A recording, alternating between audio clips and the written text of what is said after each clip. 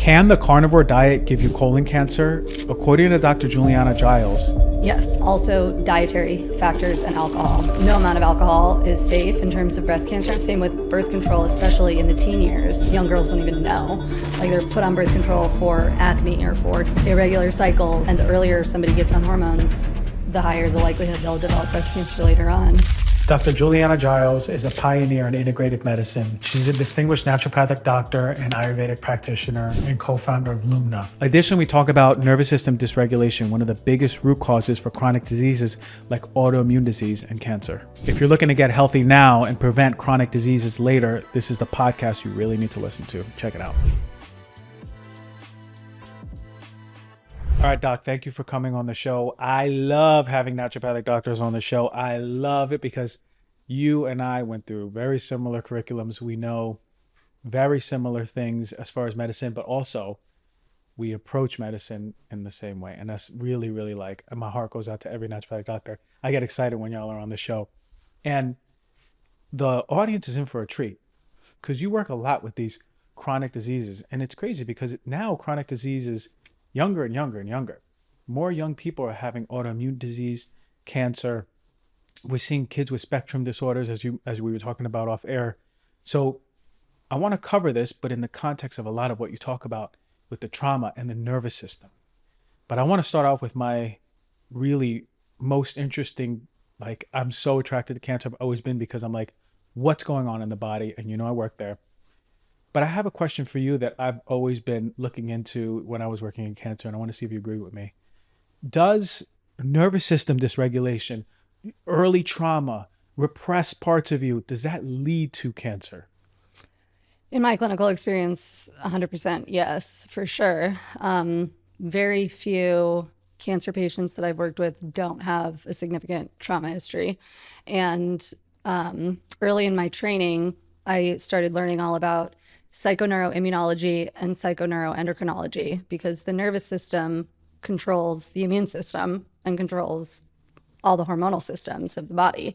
And metabolic dysfunction and hormonal dysregulation and immune dysregulation are necessary parts of cancer pathogenesis. So when trauma lodges itself into the body, especially early in life, but really at any time, it causes all of these major control systems of the body to go haywire, and all of the checks that the body has in place to not develop cancer get lifted. And it's always multifactorial. There's always so many different things going into it, but trauma is a huge component because of that nervous system dysregulation that ensues, which affects the entire body. Mm-hmm. Yeah, I mean, we don't talk enough about how your thoughts or relationships with the world and others affect your nervous system, which affect your immune and endocrine system. And these are two major, major systems that are implicated in almost every type of cancer. Mm-hmm. Have you ever heard of someone having cancer, but they were raised in a household that was really regulated and balanced, and they were shown love, and they were seeking connection, and they weren't really in survival mode? Have you seen people with cancer like that? I have, rarely in purely genetically driven cancers, like where somebody inherited a genetic mutation, usually children, pediatric patients, where just luck of the draw, their genes cause them to get cancer really young. But usually, I was thinking of a specific patient when you asked that, who got cancer when she was like 30, breast cancer. And I was thinking, well, hers was from a formaldehyde accident in a lab, but she also was an immigrant, and she moved from Italy when she was 7. So there was still, even though she was in a loving household, there was still a lot of uprooting, a lot of issues early in life, like a lot of poverty issues, moving, not speaking the language where she moved. So still, even when I think about that, like, we were able to figure out it was this formaldehyde accident that really caused the cancer to come on so early, and she died at 36 of metastatic disease. But there was still that early childhood predisposing event or set of events that she was raised in. Also religious trauma in that case as well. Yeah, of course. And we can actually talk about that trauma a lot. But when we think about someone who's been diagnosed with cancer, it's still like in our heads to think, oh, that won't happen because it's 60, 70, 80, 90 years old. But can you bring some perspective about how relevant is cancer to the population that listens to this show, which is 50 years and under, maybe some people over 50, but it's generally from 20 to 50 years old people listening. I mean, I have seen so many people with cancer in their 30s, early 40s, especially breast and colon are the biggest ones that I've seen in those populations. But women are getting breast cancer earlier and earlier and earlier. And I've had so many patients in their, again, early to mid 30s or up to early 40s getting colon cancer, stage 3, stage 4 colon cancer super early, without any genetics, no genetic, like they do all the testing, no underlying genes. It's totally environmental. So when we think of cancer, let's say I came to you as a college student and I was shadowing you, and you've seen all these patients, and at the end of the day I say, hey doc, I have a question. Like, in your professional opinion, what percentage of cancers are due to genetics, due to trauma, and then due to like just poor lifestyle? I mean, I think genes play, you always have to have certain underlying genes to develop cancer. And pretty much all of us have certain underlying genes that would predispose us to developing cancer. But the epigenetics play a huge role, way, way bigger of a role. I would say it's 90% epigenetics. So at least 90% diet, lifestyle, trauma, poor relationships, environmental exposures, exposure to hormones, exposure to pesticides, exposure to all sorts of stuff that make people sick. And cancer starts years to decades before it shows up as a mass or a diagnosis. Like, it's brewing under the surface, and people might think they're healthy, but there are early warning signs that things are amiss way before it actually shows up. Okay, so for the viewers and listeners, then what things can we look for that we're not on the right path when it comes to our health and maybe on the path towards developing cancer one day?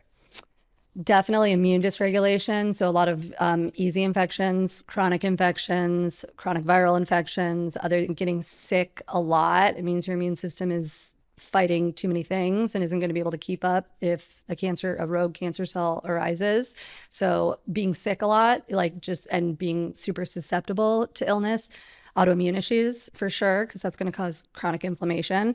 Any sort of metabolic dysfunction, like pre-type 1 or type 2 diabetes, usually blood sugar dysregulation in particular, insulin resistance in particular, plays a huge role. And that's happening so young for people these days. I see kids with insulin resistance. I see teens with insulin resistance. Like, it's happening so early, and that's a huge driver of developing cancer.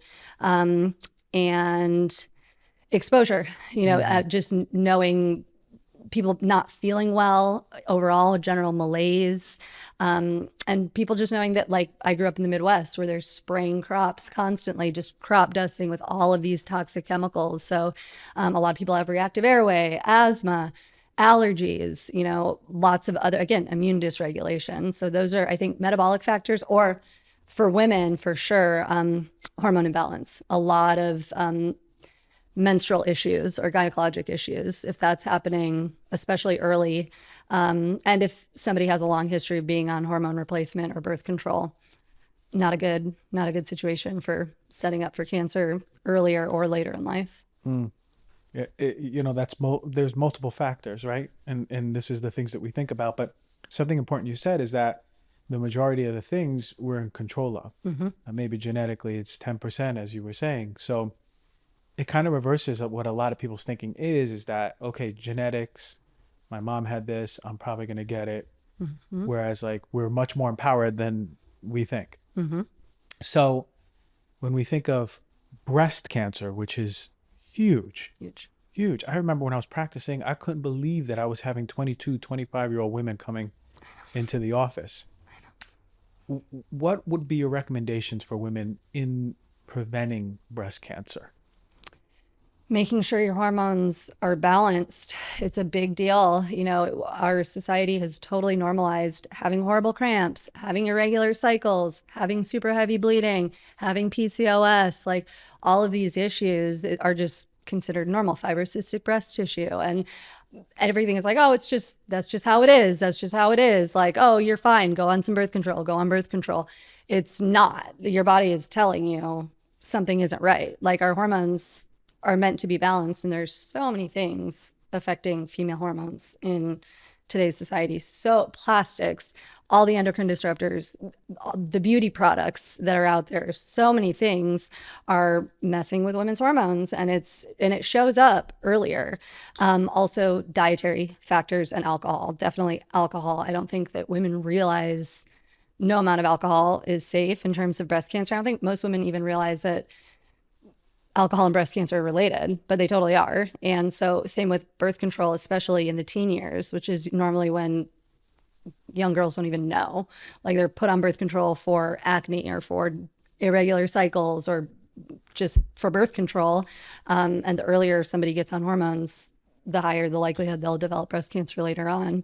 And diet plays a huge role too, you know, especially, like I said, insulin resistance or pre-type 2 diabetes or type 2 diabetes. Like, having your blood, insulin is a growth factor. Insulin causes anything in the body to grow. So when your insulin's super high because you have insulin resistance and your body's super saturated with insulin, it's also toxic to the blood vessels and just the high blood sugar, since cancer does primarily survive on sugar.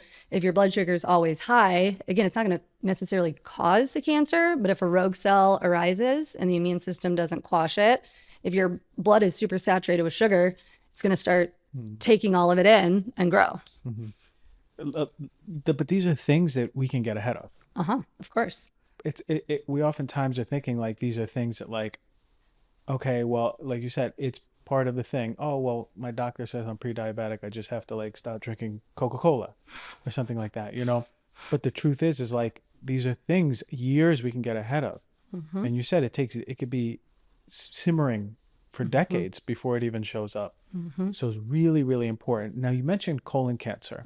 Now, I remember years ago, at least when I was in college, colon cancer was something that, like, my uncle would get or something, knock on wood, you know? But, like, why are younger people getting colon cancer now? Diet.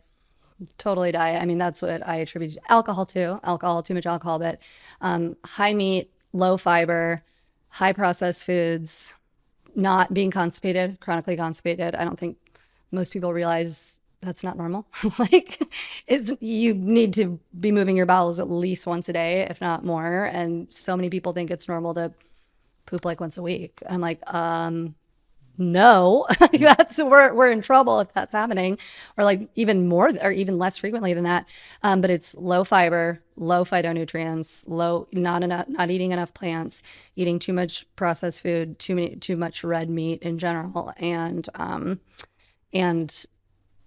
alcohol for sure. I think it's mostly lifestyle. I mean, there's always the underlying trauma too. Like, I can think of the young colon cancer patients that I've seen and worked with in their 30s, and generally they drink a lot. So it's sort of like this normalization of this American lifestyle that is the biggest predisposition to cancer.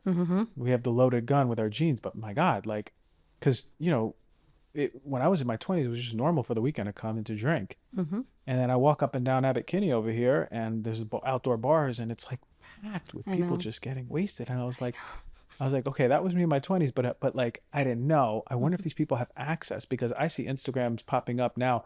More and more young people are getting colon cancer. And it's major because it can kill you. It can kill you for sure. Like, and we're not even paying attention to that, but this is the youngest that we're seeing people have colon cancer. Now, you mentioned something that's popping up in my head now. You said red meat.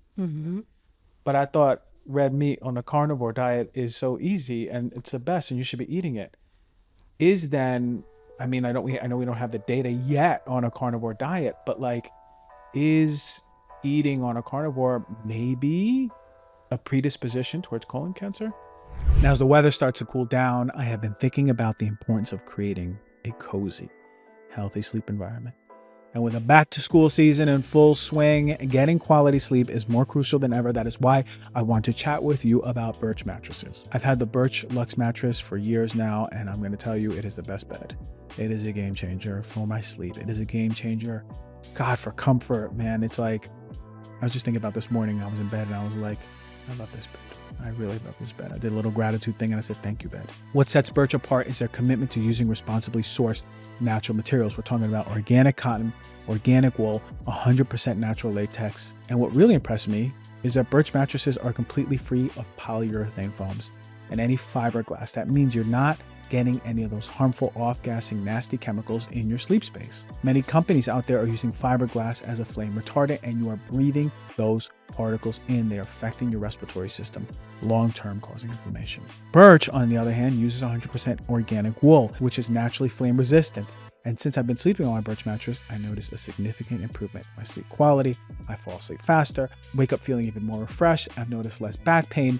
It is fantastic. Birch, shout out. I really love you, Birch. Listen, my heart is open. I want to give you a big heart hug. I love you, Birch. Birch has extended their Labor Day sale for a limited time. You can get a 25% off of any Birch mattress plus 2 free EcoRest pillows. To take advantage of this offer, go to birchliving.com/heal thyself. That is BIRCHLIVING.com/heal thyself. In my journey to achieve and maintain really good health, I've come across a game changer. I love me some New Zest Good Green Vitality. I brought this with me on a Euro trip. I had these little packets. I brought 10 for 10 days. I used all 10 up. Every morning I had this. I did not get sick once. Not in Paris, not in London, not flying there, not coming back. I'm telling you, that green drink was like my everyday ritual. I did not leave the hotel room until I finished drinking it.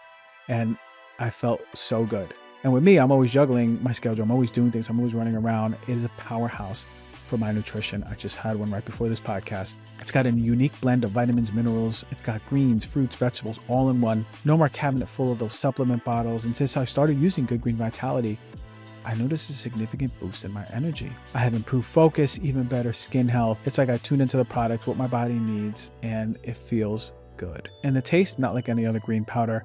It's got a vanilla-y taste, pineapple-y taste. It just tastes good. It doesn't taste like earth or grass like you're having in most of your green drinks out there. You can put it in a smoothie, you can put it in a shake, you can drink it straight. It's part of my morning ritual. So if you want to add in Good Green Vitality to your morning like I do, go to nuzest-usa.com/DRG. Use the code DRG for 20% off of all products. That is NUZST-USA.com/DRG. Use the code DRG at checkout to get 20% off. I would say 100% yes. And cardiovascular disease, like major, because of the animal-based saturated fats that are going to mess with lipids. And eventually, if somebody's eating only one thing is not healthy, period. Like diversity is so important in nutrition, to eat diversely. It doesn't matter what one thing you're eating. If you're only eating one thing, you're going to be nutritionally deficient. You can't get all of your nutrients from one food group or one specific type of food. But yeah, you need fiber to move things through your GI tract and to poop. Like, you need to be having soluble and insoluble fiber. Also, all the fermentation of that meat just plasters itself to the colon mucosa and doesn't move. Like, it's just, and it creates a bunch of the bacteria start to ferment it and create all these toxins that eventually get absorbed into the gut. It also prevents absorption of minerals in the colon because the colon is plastered with all of this residue. It's really a toxic situation. Like, you need fiber. So that's the biggest part is that it's devoid of essential fiber and phytonutrients, which we know are actually anti-cancer. Correct. And substituting that for a really high protein, high red meat diet, which high in saturated fat will be particularly pro-cancer. Mm-hmm. And is that what the data shows? Saturated fat is a pro-cancer? It can be. It depends on the cancer type, but it definitely can be, just like high blood sugar can be. High LDL cholesterol, high ApoB definitely will predispose somebody to specific types of cancer. But I think the biggest thing, like you said, is lack of fiber and lack of the phytonutrients. Like, You can supplement all of the quercetin and resveratrol and green tea extract and, ECGC, all these things you can supplement in abundance, but why not just eat it, or drink it? Like, why not just have that be your lifestyle instead of taking it supplementally and then not eating the foods that contain it? It doesn't make sense. Like, we need those phytonutrients, and those are the major cancer fighting, bioflavonoids, etc. So if someone wants to eat an anti-cancer dish, what would a typical anti-cancer dish look like? Full of phytonutrients, full of fiber. So, protein is super necessary. Of course, it's the building block of our entire body. It is critical. Not too many carbs, simple refined sugars, refined starches, like minimizing that because there's no real nutritional value in there. But high antioxidant, high plant foods, essentially. And it doesn't even really matter. And variety, like changing it up, not eating the same thing all the time. Eating diversely, lots of different plants, not eating things that don't agree with you, not eating things that you don't. I always say you're not what you eat, you're what you digest. So if you don't digest something well, don't eat it. If it causes symptoms, don't eat it. Even if it's healthy, it's not for your body. Like, don't do it. But in general, outside of that, eat diversely, eat mostly plants, eat a lot of fiber, and then make sure you're getting adequate protein and not having too many, especially simple carbs, sugars, and starches. 100%. I really like the sound of that, and it's the opposite of the diet we just talked about, but I'm still always been in agreement that, the data will show for a very long time, unless proven otherwise, that'll take a very long time, that variety of plants, fruits and vegetables that's what you need. You need tons of fiber, and we don't need enough fiber, and we need more fiber. When you said autoimmune disease, I thought about trauma immediately, and maybe that's in my brain. Is my brain thinking differently than what's coming out right now in medicine, you as a practitioner, or are now more people talking about, wait a minute, this autoimmune disease that you have may be rooted in some sort of trauma? I mean, my clinical practice, it's almost always rooted in trauma. Like, I am hard pressed to think of somebody with an autoimmune condition that doesn't have some sort of developmental or acquired trauma. And it's the same thing, the psychoneuro or immunology, like the trauma gets lodged in the nervous system develops differently. Both the central nervous system and the autonomic nervous system literally develop differently because the body doesn't feel safe. And then most people, I think, don't realize that your brain and autonomic nervous system regulate your immune system. And so, again, we have checks and balances in place that we shouldn't be developing autoimmunity. But all of that goes out the door when there's a lot of trauma and people are holding it in, not expressing it, not working with it, not moving it, not identifying that it's an issue, sweeping it under the rug. I always say we store our issues in the tissues. Like, what doesn't get expressed gets suppressed and gets lodged and predisposed. It's very similar, honestly, to the development of cancer. Yeah, I mean, like, when you say that the nervous system sort of develops differently, are you then saying that, like, this trauma or experience of lack of safety has to happen very, very early on, or does it happen to, like, teenagers or people in their 20s, and does that also change their immune system? All the research shows that early developmental trauma, so trauma basically before the age of 18, affects the nervous system and neurodevelopment the most, because that's when the nervous system is growing and developing. But it continues to grow and develop, really through our entire life, but definitely till 25. And so, but it doesn't matter. Even a major trauma later in life can predispose somebody to developing these things. Like, if somebody has a really extreme, or a lot of little t traumas, a lot of little things building up over time, like the CPTSD picture, where it's maybe not one major event, but a lot of buildup of a lot of little events that will have the same impact. So definitely early childhood or any childhood trauma is the worst for the nervous system as it develops, but any giant shock to the system can do it at any point. And the more builds up, the more the immune system is suppressed. It's always interesting to me from a psychosomatic standpoint is like, why does the immune system choose to attack the person? And this isn't evidence based, but have you ever thought about like the psychosomatic piece to autoimmune diseases? Of course. Yeah. And what comes Majorly. through for you?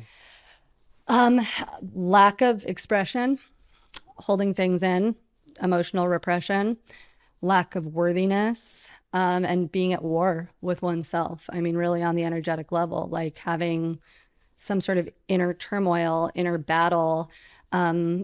Yeah, our cells, like in Ayurveda, we say every cell has consciousness, every cell has life force, it has intelligence, it has vitality, and consciousness. And any autoimmune cell, any cancer cell has lost its identity. It's lost its ability to recognize self from not self. Like, what am I and what is other?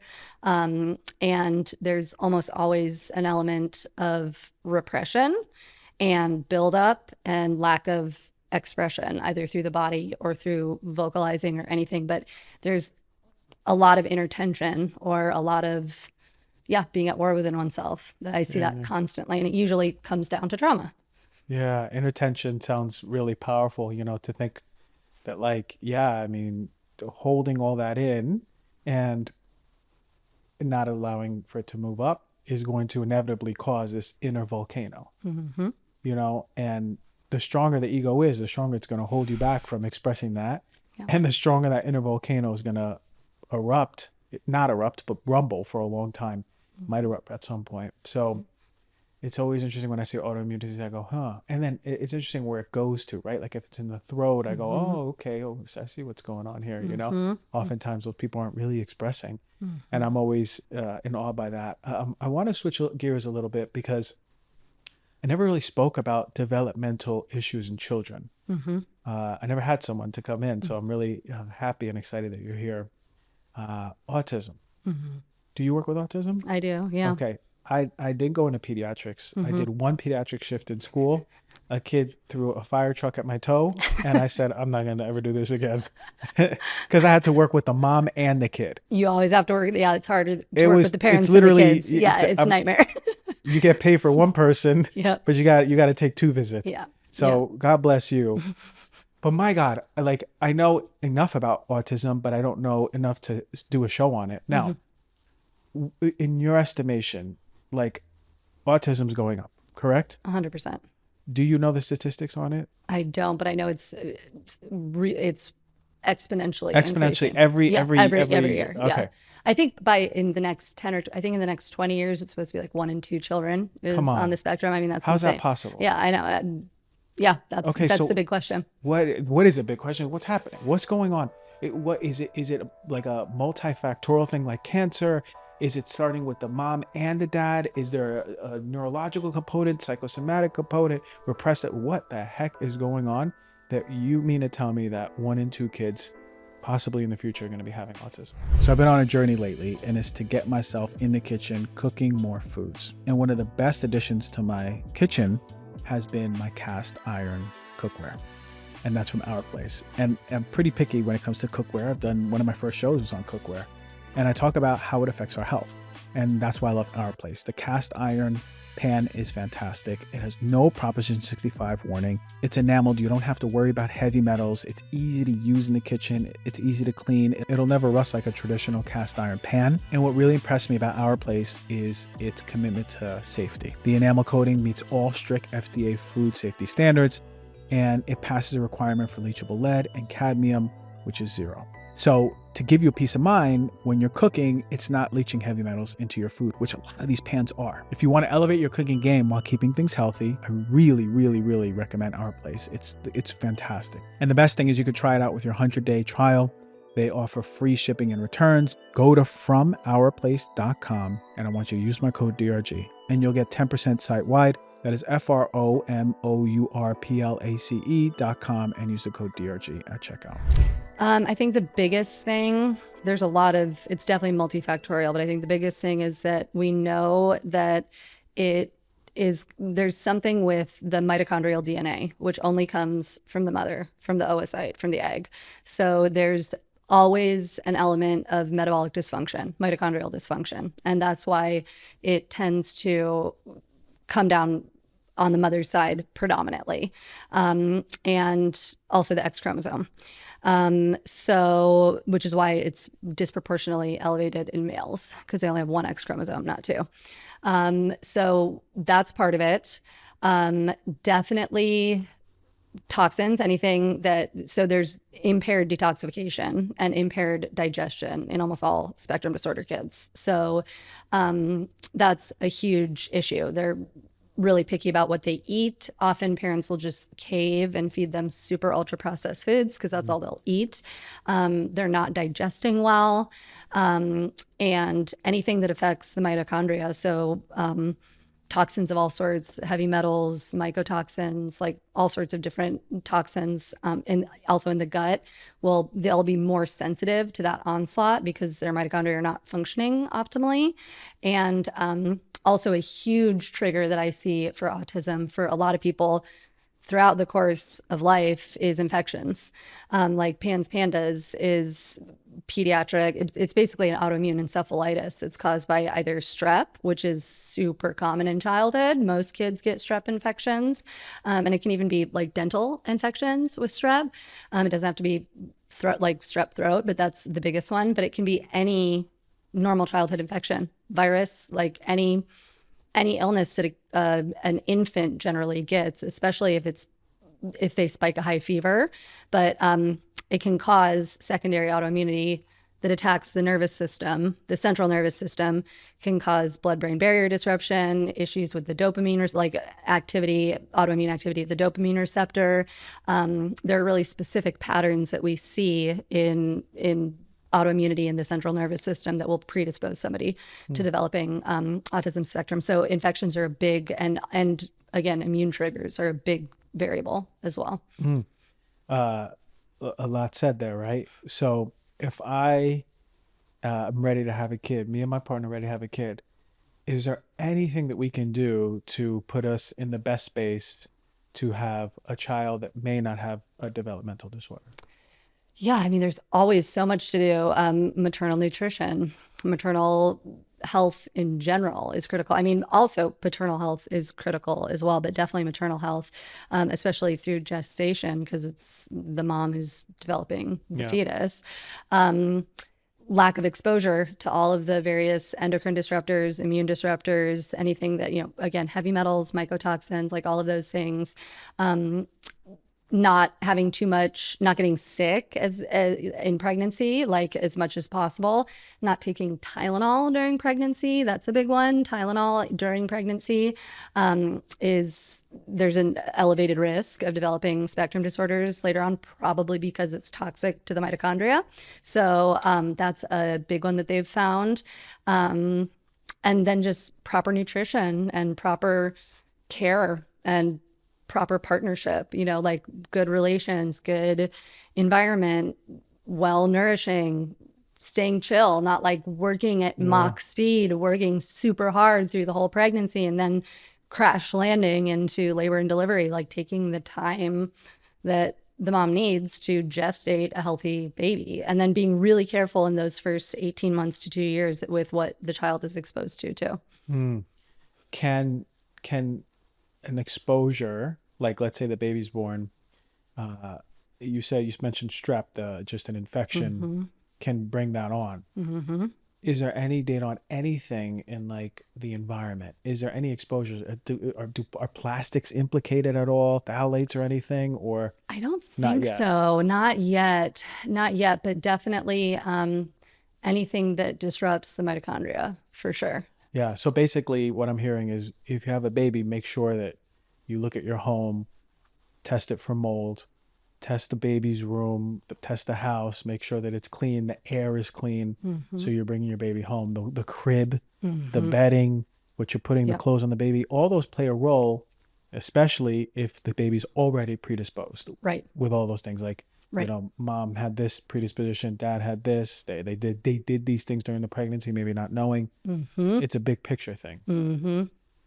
It's just incredible that autism has gone up so much. I remember seeing a graph maybe a year ago and I was like, how is this possible? Um, I wonder, I'm going to ask a controversial question. You know where I might be going with this. Okay. And I want to know, because I don't know about this, and maybe the audience is already questioning, do vaccines play a role?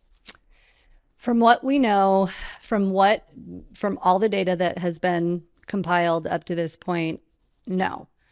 That said, I said earlier, any immune onslaught, anything that can trigger an immune response can trigger a secondary autoimmune response in the nervous system. And so whether it's the infection itself or a vaccine against the infection, the body generally treats it pretty much the same. It treats a vaccine like a mini infection. And so when you're messing with the immune system, especially super early, especially in ways that are not kind of normal in terms of like getting an injection is not how we would normally get the flu, right? Like we get the flu through our respiratory tract, or we would get strep through saliva, or EBV mono through saliva. So if you're kind of going a different route, it's messing with the immune system a little bit more because it's not the actual route that the pathogen would normally take.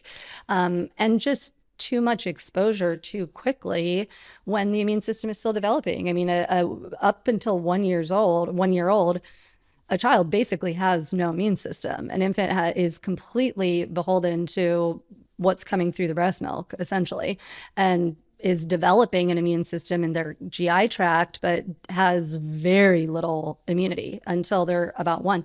And so healthy exposure to the outdoors, to soil, to fresh air, to definitely being outdoors is critical because all of that is building immunity. And whatever mom's exposed to, if she's breastfeeding, baby is going to get antibodies to that and build their immune system. But, you know, having all of these, so many immune stimuli in such a short window, I think that hasn't been fully researched in terms of like, what does a delayed schedule look like versus, and of course there were always issues with the things that were in vaccines. They've cleaned them up a lot. So like, that's good. There's a lot less heavy metal exposure. They've taken out thimerosal. There's still some aluminum, which is not great for the immune system, but they've reduced it a lot. They're using other different adjuvants. So they have cleaned them up a lot, but I think everybody's focused so much on what's in the vaccines that they're not thinking about just this massive exposure to all of these things all at once in a non-biocompatible way. You know, like it's not just like, oh, I'm around this huge group of people and I'm, you know, as an infant getting exposed, or my mom's getting exposed and I'm getting these passive antibodies. It's like on this schedule, all of these immune stimuli. And I think that, again, most people are going to be fine.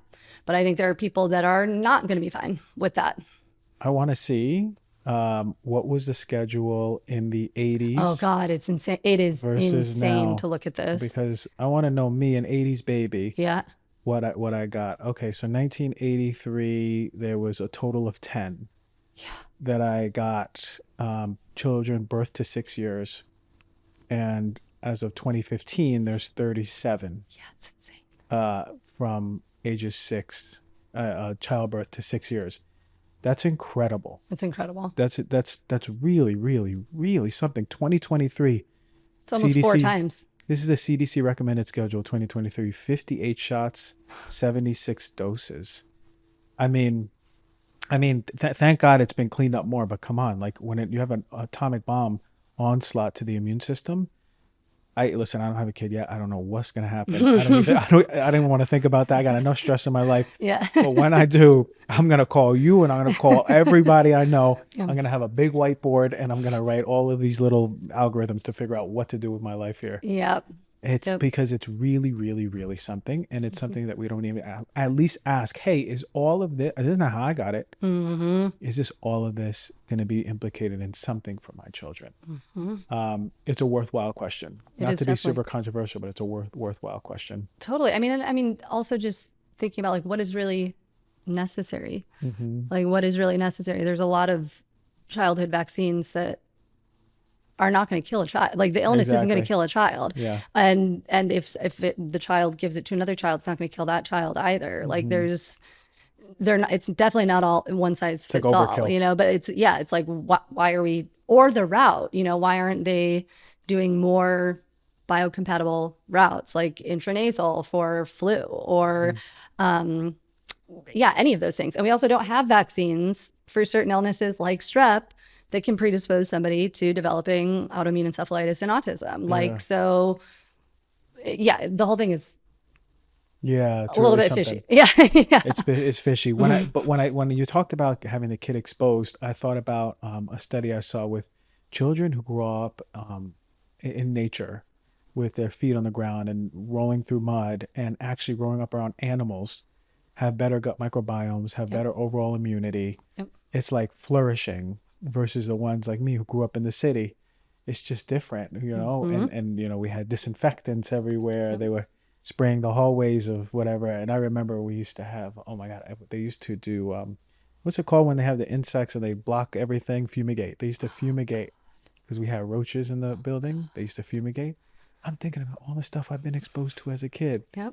And I was like, okay, well, that makes sense that I have such a sensitive gut all my life, But we don't know. But now we know. So parents out there, get your child to nature, or if you can, move into nature. Yeah. Right. Yep. Like that's where it really flourishes. Yep. So I when I do my course, I have a little bit of a module, like half of a module will go about nature and actually the benefits, medical-based, evidence-based benefits of seeing nature, being in nature aromatically with all your senses, basically. And I say you can live in a city, but it is going to always be work to basically balance your nervous system. Whereas we're inherently made to be in nature, exposed to these things because these things automatically balance our nervous system. Yep. We go on a hike and we go, I feel so good, we should do this more. But the truth is like you're made to do that all the time. Right. Some of the healthiest people I've ever seen in my life were this Zapata tribe in Ecuador. They live in the jungle. They never had anyone ever in their village to ever have cancer. People only die of old age or accidents. That's it. Like that's it. No one has issues. They're freaking robust. They're like these manifestation outgrowths of nature. They're not like in nature. They're just human beings, like nature expressing through human beings. Totally. I'm like, this is what health looks like. But anyone else would be like, oh, this primitive tribe. Right. But they are killing it on the health part, and they look great. They climb. They're strong. They're robust. And we're over here just like, coughing and wearing a mask at the supermarket. Like, do you see the difference? And like, I have to go to the gym and get my exercise in instead of just like I'm moving all day long every day and out in nature. That's my lifestyle. Or like same with the food. Going back to the microbiome aspect, including with autism spectrum, like number one way to feed the microbiome and to have a healthy microbiome, yes, it's exposure to soil and it's exposure to fermented foods, but fiber, fiber. Soluble fiber, viscous fiber feeds your gut microbiome. And so for the kids whose parents are feeding them ultra processed foods with no fiber, and especially if they weren't breastfed, their gut microbiome is not developing. And if you're not exposed to the outdoors, you're not being populated. It's very similar.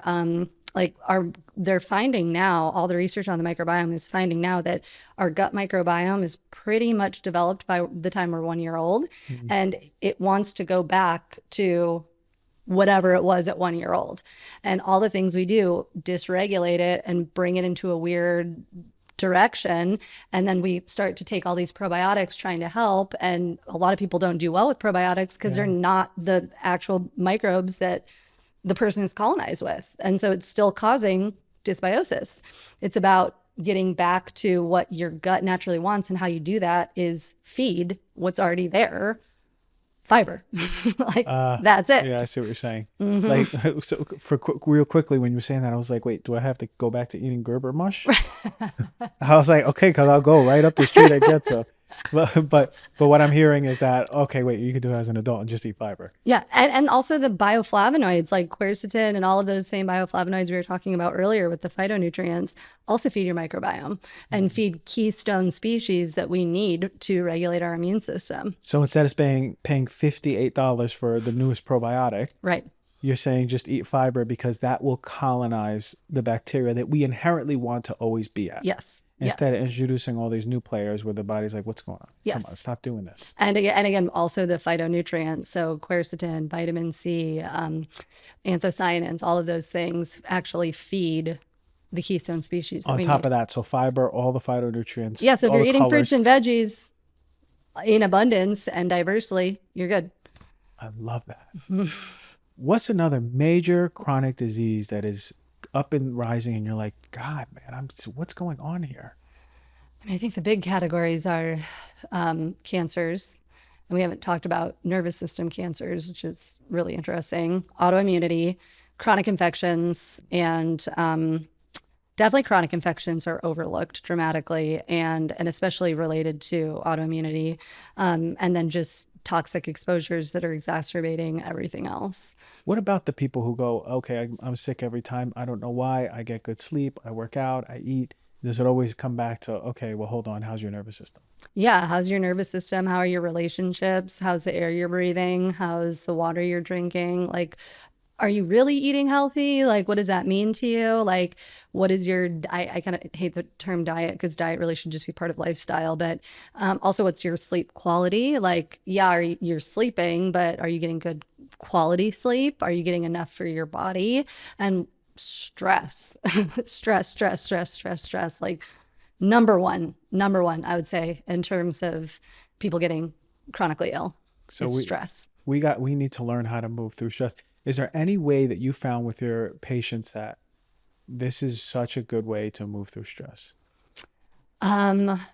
First is not taking things so personally and not letting things affect us so much, which is easier said than done. But how people treat us is a reflection of what they're going through, not us. And I see so many people that are hypersensitive and think that anything that goes on, like they internalize it, and any conflict is like their fault, or and they just don't know how to handle any conflict or any stress. And I mean, of course, all the foundational lifestyle things are the best way to handle stress, but anything else is icing on the cake. Movement is huge. Like, if people are dealing with chronic stress and anxiety, you have to move your body. Like, you can't just be super tense, holding it in all the time. Like, move, get outside, breathe fresh air. Also, relationships, like who's around you, whose nervous system is mirroring yours. How are you, like, are you in sync with the people around you, or are you clashing? Is there kind of a disharmony happening at the nervous system level? And, you know, of course, meditation, breath work, all of these things help tremendously. But I think learning to self-regulate and not rely on everybody else's opinion so much is really critical for not getting so stressed out about things and realizing we're not in control of, we're in control of like this much. You know, we have such little control, and everybody wants to control the whole, everything. And if they're not controlling everything, they lose their minds, like, and come unwound because something isn't going their way. And it's like, you just give up the control and flow with life and show up. And if something doesn't go your way, it's probably a reroute. Like, take it in stride and don't internalize it so much and make it this huge thing that's about me, ego, just rampant ego in our society. Ego. So I'm hearing more of like meditation and somatic based meditations and breathing and working on your heart rate variability, things like that. It's just like, that's going to continuously bring you to this place where you can move through all those interactions. Right. You said easier said than done. And I agree, but like, it takes some work. We got to like learn how to have a relationship with ourselves. Yes. And just, and at least taking those moments to calm down the nervous system, because people who viewing and listening who grew up in households where our nervous system is always at a buzz, you know, and sympathetic and survival, it's our job to stay healthy, and really our job is to come back in our body like that. So I really love that. I'm really, really intrigued by this whole convo and like the variety of stuff we went through, because we went from cancer to autoimmune disease to kids and to trauma, nervous system. Is there anything else that's really a point that you wanted to make, or weighing on you that you wanted to speak on before we close this out? I mean, I think realizing, taking a moment, just like we're talking about with the childhood vaccines, our nervous systems are bombarded constantly by so many things, by all the endocrine disruptors, by all the toxins in food or in the environment, by EMFs, by poor relationships, by stress, by we're just under constant onslaught, like constantly. And just living, I mean, I'm not a parent, but all of my friends who are parents are so stressed all the time. Like there's just so much programming from advertising and everything. Like our nervous systems are not, there's an evolutionary mismatch. We didn't evolve. Like you were talking about the tribe in Ecuador. Like that's how we evolved to be. Our bodies did not evolve to the way we're living right now. And it is really taxing and burdening our nervous systems. And we need help regulating, because we're not taught that. And I don't know why. We're not taught about nutrition. We're not taught about lifestyle or relationships. We're not taught about regulating our nervous systems and balancing stress. Like, so we have to kind of take it upon ourselves. If we don't want to be miserable or chronically ill, we have to learn how to regulate our autonomic nervous system and our brains and how to feel safe. I think the number one thing that gets people better, especially if there's been a lot of trauma, is feeling safe. Feeling safe in one's body, feeling safe in one's mind, feeling safe in one's environment, in one's relationships. Like safety is critical. And I think most people, at least in my clinical experience and in my personal life, most people move through life not feeling safe. And nothing's ever going to heal if you don't feel safe. The immune system is on high alert. The stress hormones are up and down. Our autonomic nervous system is totally dysregulated.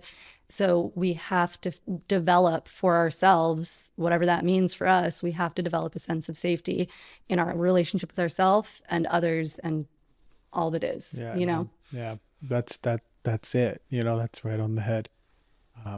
It's unfortunate that we don't learn that either, you know? Like that should be part of the schooling, should be classes on health, but real health. Exactly. Like your health. Yeah. You know, and emotional health. Emotional health, exactly. Self-regulation. Like relationship with self. If we learn this as kids, it's priceless. Priceless. You know, it's something that is just like integrated in our daily. Like we learn how to play baseball and basketball and soccer when we're kids, but like we don't learn this. Thank you for coming on the show. How do people find out more information about you? The only social media I use is Instagram. I'm at dr.giles. My last name is Giles, Dr. Giles. My practice is in Seattle. It's called NeuroVeda Health. I see patients all over, locally and remotely. And then I also have a company, Lumna, and we're at Lumna Life, and we make things for the nervous system. No. Tell me what you make at Lumna, because I've tried both and I love it. Tell me before we get out. So Lumna is kind of my business partner and I. It's our not our brainchild, our heart child. I kind of channeled it through and brought it into the world to regulate people's nervous systems. It's we make, at this point, we're going to expand, but at this point we're making transdermals that are intended to modulate and balance and harmonize the nervous system. And in doing so, balance the hormones, balance the immune system, reduce pain, learn to express emotion, move emotions out of the body to be able to be processed. And they're very robust transdermal formulas that really do work to balance, to increase neuroplasticity and increase vagal tone and autonomic flexibility, which I think is critical. The most important thing for health in general. And it's what's missing from most medical conversations. And so that's why, and I just expose this gap. I'm good at doing that in general, exposing gaps in conventional medicine where either the medications don't work or are toxic, or there's not a medication, or there's not a therapy, or there's not something that works for X, Y, or Z. And so that's kind of how these products were born. Hell yeah. And they work. And we gave it to everyone at our emotional release event and they loved it. Amazing. And anytime I have pain, the pain one works. And the calm one I take before, I mean, like, it's real. And I'm happy that a naturopathic doctor who has the wherewithal and really like the goal, the heart-centric goal to do this, put that formula together. And I really do love it. I'm going to put it on my stories right after this. So thank you for coming on the show. Thank you. And educating us. And I love your knowledge around everything and the work that you're doing. Thank you so much, Doc. Thank you so much for having me. It's been super fun. Thank you.